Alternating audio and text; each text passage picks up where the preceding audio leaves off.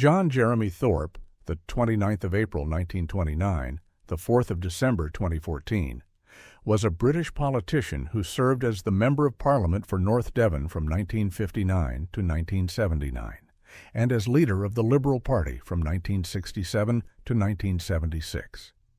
In May 1979, he was tried at the Old Bailey on charges of conspiracy and incitement to murder his ex-boyfriend Norman Scott, a former model.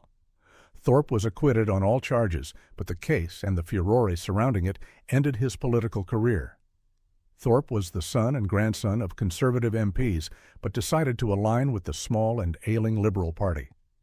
After reading law at Oxford University, he became one of the Liberals' brightest stars in the 1950s. He entered Parliament at the age of 30, rapidly made his mark, and was elected party leader in 1967.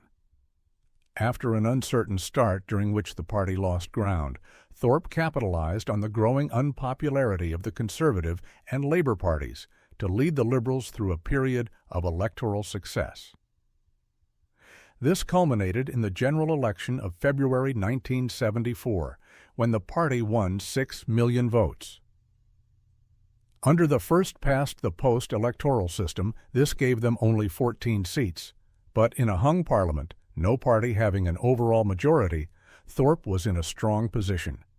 He was offered a cabinet post by the Conservative Prime Minister Edward Heath if he would bring the Liberals into a coalition.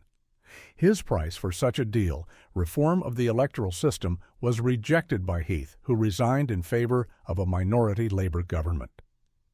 The February 1974 election was the high-water mark of Thorpe's career.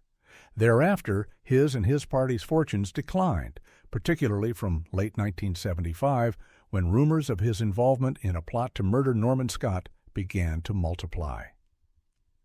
Thorpe resigned the leadership in May 1976 when his position became untenable. When the matter came to court 3 years later, Thorpe chose not to give evidence to avoid being cross-examined by counsel for the prosecution.